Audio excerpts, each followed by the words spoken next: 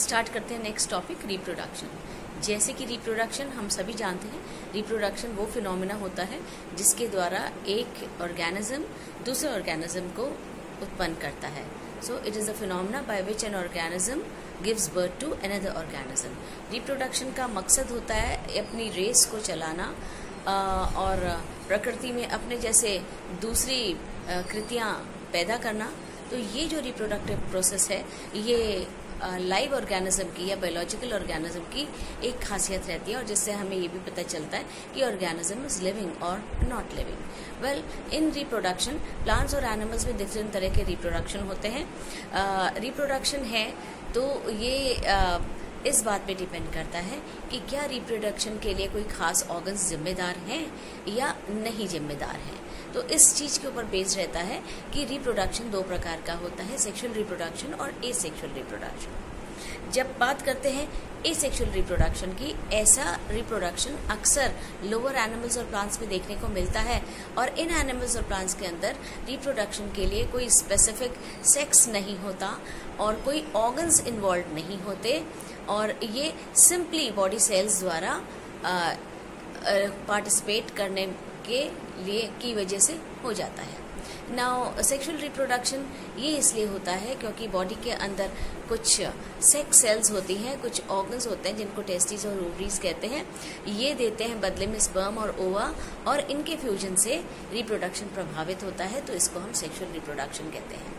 In every case reproduction को अब अपन आगे जाकर डिफाइन करते हैं। तो reproduction is of two types, sexual reproduction या इसको सोमैटोगैमस कहते हैं, और एसेक्सुअल रिप्रोडक्शन या फिर सोमैटोगैमस, एंड सेक्सुअल रिप्रोडक्शन या तो cytogenic reproduction. Now asexual reproduction जो कि बिना किसी सेक्स ऑर्गन के इन्वॉल्व होता है, इसमें बहुत तरह के रिप्रोडक्शंस होते हैं। जैसे पहला फिजन के द्वारा लोअर ऑर्गेनिज्म के अंदर जब एक पर्टिकुलर सेल होती है और वो सेल ऑटोमेटिकली फिजन द्वारा टूट जाती है, किसी भी कारण से टूट करके बहुत सारे पार्ट्स में बिखर जाती है, तब ये हर पार्ट जिसके अंदर न्यूक्लियस होता है वो साइटोप्लाज्म को भी न्यूक्लियस के आसपास रोल कर लेता है, और फिर इस प्रोसेस को हम कहते हैं फिजन। दूसरा, ये जो फिजन है ये डिफरेंट तरह का हो सकता है कि कभी एनिमल टूट करके दो एनिमल्स को जन्म दे तो हम उसको बाइनरी फिजन, कभी वो 3 एनिमल्स को जन्म दे तो हम उसको ट्राइनरी फिजन, और इस तरह से फिजन का वो बढ़ता चला जाता है पैमाना। Now if the fission takes place in an animal in a longitudinal direction, अगर एनिमल कोई स्ट्रेट है और बीच में से फिजन ऐसे हो रहा है, तब हम उसको कहते हैं लॉन्गिट्यूडनल फिजन, जैसे कई एनिमल्स में पाया जाता है। और अगर वो ट्रांसफर होता है एनिमल के सीधे बीच में, ट्रांसफर सेक्शन पे कट लगता है और एनिमल 2 में डिवाइड हो जाता है, दोनों हिस्से देन आगे जाकर के अपने बचे हुए हिस्से डेवलप कर लेते हैं, तो हम उसको ट्रांसवर्स फिजन कहते हैं। और वैसे कई बार फिजन होता चला जाता है, एक पर्टिकुलर टाइम बाद वो एनिमल सेल ऑटोमेटिकली डिवाइड कर लेती है और वो फिजन करके दूसरे एनिमल्स बना लेती है। नाउ दूसरा जो तरीका है उसको स्पोरुलेशन कहते हैं। स्पोर फॉर्मेशन की एनिमल का बॉडी जब कोई खास वेदर जो अनफेवरेबल हो, क्लाइमेट, प्रेशर, टेम्परेचर, इन अनफेवरेबल कंडीशंस में अगर वो टाइट करता है तो अपने आसपास कुछ ऐसा सिक्रीट कर लेता है, हैवी मटेरियल या टाइट मटेरियल, जिसके द्वारा वो एक स्पोर में बदल जाता है। स्पोर के अंदर न्यूक्लियस डिवाइड एंड रीडिवाइड करता है, and every nuclear division is followed by cytoplasmic division, और जब ये स्पोर बस्ट करता है तब वो एनिमल्स इतने सारे बाहर निकल आते हैं। Then another type of asexual reproduction is budding. Budding एक छोटा सा बड या मुकुल होता है जो एनिमल के किसी भी पार्ट पे, आमतौर पे बेस पे डेवलप होने लग जाता है, और ये फिंगर लाइक प्रोजेक्शन धीरे धीरे डीप होता चला जाता है। फाइनली ये एनिमल से कट जाता है और पूरा एनिमल बन जाता है। ये जो बडिंग है 2 प्रकार की हो सकती है। अगर बाहर बड डेवलप होती है तो हम एक्सोजिनस बडिंग कहते हैं, और अगर भीतर बॉडी की डेवलप होती है तो हम उसको एंडोजिनस बडिंग कहते हैं। एंडोजिनस बडिंग के लिए हमेशा सिलिया या फ्लैजेला होते हैं उस एनिमल को अंदर की तरफ, जिससे कि वो एनिमल स्विम करके बाहर आ जाता है। Now apart from this asexual reproduction also takes place with the help of gemule production. Gemules भी ऐसी बॉडीज होते हैं जो कुछ कंडीशंस को टाइट कर लेते हैं क्योंकि कुछ हार्ड डिपॉजिट होते हैं, शीत या कैप्सूल आसपास उसके जमा हो जाती है और विपरीत परिस्थिति में अपने आप को ये बिल्कुल डोरमेंट रह करके टाइट कर जाता है। जब वापस कंडीशन लाइफ की ठीक हो जाती है तब ये जेमल्स प्रस्फुटित हो जाते हैं और एनिमल बाहर निकल आता है। After this there is another form of reproduction जिसको प्लाज्मोटोमी कहते हैं। प्लाज्मोटोमी एक्चुअली कि कोई भी एनिमल जो मल्टी न्यूक्लिएटेड होता है वो दो में स्प्लिट हो जाता है और खूब सारी न्यूक्लियाई दोनों में चली जाती है, दोनों अपने हाफ्स वापस डेवलप कर लेते हैं और the number of nuclei are restored and इस तरह से वापस एक तरह का रिप्रोडक्शन होता है। Apart from this a very common method of reproduction is आमतौर पे takes in plants and lower animals only fragmentation. जब एनिमल एक्सीडेंटली कट जाता है कुछ पार्ट्स में और हर पार्ट इंडिविजुअली एक नया एनिमल बना देता है तब हम कहते हैं, स्पेशली हाइड्रा में देखते हैं हम फ्रैगमेंटेशन देखने को मिलेगा, तब हम कहते हैं फ्रैगमेंटेशन हो गया। So these were the different types of asexual reproduction. और एक बहुत important regeneration. Regeneration actually reproduction में आता नहीं है। रीजनरेशन को हम डेवलपमेंट बायोलॉजी में स्टडी तो करते हैं लेकिन regeneration is actually the restoration of the lost part, कि अगर कोई पार्ट कट गया तो वो पार्ट ऑटोमेटिकली वापस आ जाता है या वो वापस ला दिया जाता है, उसको हम रीजनरेशन कहते हैं। तो ये भी क्योंकि इसके अंदर कोई सेक्स इन्वॉल्व नहीं है, अगर वो प्राणी है बड़े हायर चोट लग के वापस उसका टिश्यू का बन जाना, ये भी रीजनरेशन में आता है। स्टारफिश का वो आर्म कट जाता है, वो उसकी आर्म वापस बन जाती है, ये भी रीजनरेशन होता है। सो रीजनरेशन में बहुत सारा टिश्यू भी वापस आता है, थोड़ा सा टिश्यू भी वापस आता है, तो ये ज्यादातर एक रिपेरेटिव प्रोसेस होता है रीजनरेशन, जिसको आप एसेक्सुअल रिप्रोडक्शन में इंक्लूड कर सकते हैं। रही बात सेक्सुअल रिप्रोडक्शन, तो सेक्सुअल रिप्रोडक्शन के अंदर बहुत सारे तरीके देखने को मिलते हैं क्योंकि ये वो होता है जहाँ पे दो तरह के गैमिट्स पाए जाते हैं, एक को हम मेल और एक को फीमेल गैमिट कहते हैं, दोनों के फ्यूजन के फलस्वरूप सेक्सुअल रिप्रोडक्शन होता है। अब एक तरह का है इसमें सिनगैमी। सिनगैमी के अंदर दो तरह के गैमिट्स होते हैं और ये गैमिट्स आपस में फ्यूज कर लेते हैं और जाइगोट बनाते हैं, तो ये सिनगैमस कहलाता है।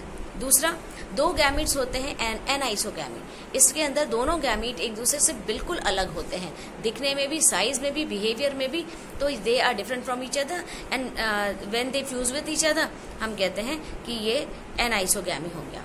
देन आइसोगैमी, जब दोनों गैमिट्स बिल्कुल एक से दिखते हैं लेकिन they just differ from each other in strain और इन बिहेवियर, ये दोनों गैमिट्स आपस में फ्यूज कर जाते हैं और फिर रिप्रोड्यूस करते हैं, तो that is known as isogamous. Then autogamy, जब खुद ही वो एनिमल खुद ही एक गैमिट की तरह बिहेव करने लग जाता है और इस प्रकार गैमिट्स आपस में फ्यूज कर जाते हैं, तब उसको ऑटोगैमस कहते हैं।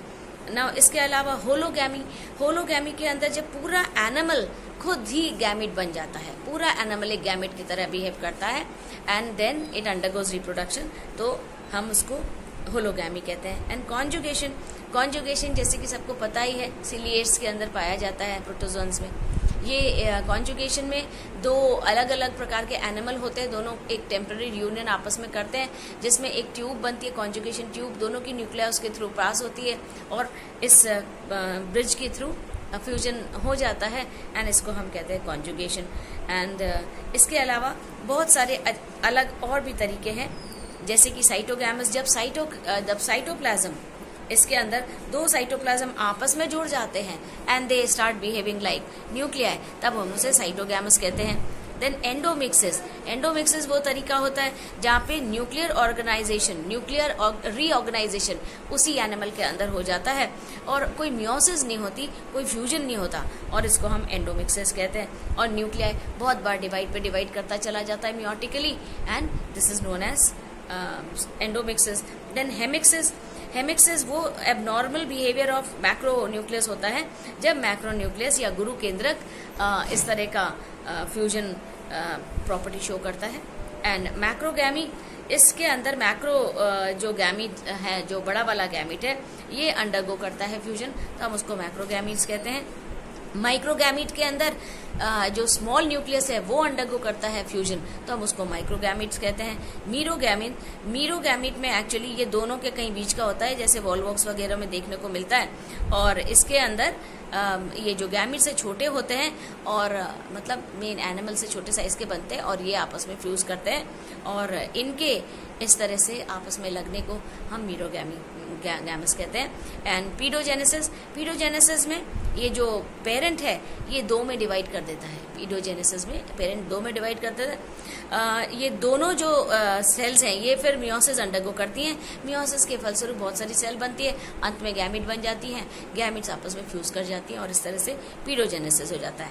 And the last type of reproduction is parthenogenesis, जो हम जानते ही है। पार्थेनोजेनेसिस के अंदर नो मेल्स आर रिक्वायर्ड, केवल एग खुद इतना सक्षम होता है कि वो एक कंप्लीट एनिमल को जन्म दे दे। So no need of wasting any energy in fertilisation. और ये प्रॉपर्टी पार्थेनोजेनेटिक डेवलपमेंट एक्चुअली कुछ एनिमल्स के अंदर रेगुलरली पाई जाती है, जैसे रोटिफर्स के अंदर, क्रस्टेशियंस के अंदर और कुछ मक्खियों के अंदर, एफिड्स के अंदर, इन सब में ये पाई जाती है। Now of course this lecture will be supplemented by a series of diagrams जो आप देखेंगे किस तरह से हमने उसमें बता रखा है कि कौन कौन तरह के रिप्रोडक्शन होता है ना। दोनों रिप्रोडक्शन चाहे सेक्सुअल हो असेक्सुअल हो, दोनों इंपॉर्टेंट होते हैं, दोनों की अपनी खासियत होती है। क्योंकि एसेक्सुअल रिप्रोडक्शन के अंदर एनिमल को दूसरे एनिमल की जरूरत ही नहीं रहती। एक एनिमल खुद ही काफ़ी होता है अपनी ऑफस्प्रिंग बनाने के लिए, तो वो जो उसमें एनर्जी चाहिए होती है रिप्रोडक्शन के लिए वो बचा लेता है। और एक रिप्रोडक्शन किसी भी कंडीशन में कभी भी हो सकता है, इसलिए ये भी एक तरह का इम्पॉर्टेंट है। Now this sexual reproduction important इसलिए होता है क्योंकि हम ये मानते हैं कि एग को डेवलपमेंट या डेवलपमेंट का ट्रिगर करने के लिए एक एक्टिवेशन की जरूरत होती है, जो फ्यूजन के द्वारा या फर्टिलाइजेशन के द्वारा मिलती है। ऐसे भी मानते हैं एक ही तरह की रेस चली आ रही है तो मोनोटनी डेवलप हो जाती है, कैरेक्टर्स भी बहुत ज़्यादा बोर्डम अंडरगो करते हैं। As a result the biparental heredity जो है एक माँ से और एक पिता से आ रही है, वो इनको मिक्स करके एक अच्छा प्रोडक्ट बन सकता है, तो इसलिए ये ज़्यादा बेटर होती है। देन ये भी कि एक ही तरह का अगर एक ही तरह की वो चल रही हो, हायरार्की चलती जा रही है, तो उसके अंदर कुछ ना कुछ मैलफॉर्मेशंस हो ही जाते हैं और उसमें कोई भी वेरिएशंस नहीं होते। तो वेरिएशंस लाने के लिए भी, ये डाइवर्सिटी लाने के लिए भी ये क्रॉस फर्टिलाइजेशन या सेक्सुअल रिप्रोडक्शन इंपॉर्टेंट रहती होती है। एंड साथ ही साथ ये जितने भी सेक्सुअल रिप्रोडक्शन के प्रोडक्ट्स हैं या इस तरह के ऑफस्प्रिंग बनते हैं, ये इनकी हाइब्रिड विगर बहुत ज़्यादा होती है, मतलब इनके अंदर बायोलॉजिकल स्ट्रेंथ बहुत ज़्यादा होती है and they can always give rise to much more positive results. Now this was all कि रिप्रोडक्शन क्या होता है, कितने प्रकार का होता है। Just to sum up, reproduction दो प्रकार का होता है, सेक्सुअल एंड एसेक्सुअल। दोनों रिप्रोडक्शन में बहुत अलग अलग तरह की वैरायटीज होती हैं एंड इन सबको स्टडी करने के लिए आप ये चार्ट दे सकते हैं। एंड साथ ही में सबसे पहले आप देखिए sexual reproduction versus asexual reproduction. ये जो पहली मैं आपको चार्ट बताने वाली हूँ, ये सेक्सुअल और एसेक्सुअल रिप्रोडक्शन को आपस में कंपेयर करते हुए दिखाई गई है। और उसके बाद एक के बाद हम ये सारी पिक्चर्स दिखाएंगे जिसमें या टैबुलर फॉर्म में दिखाएंगे कि सेक्सुअल और एसेक्सुअल रिप्रोडक्शन कितने प्रकार का होता है। Just have a look at all this.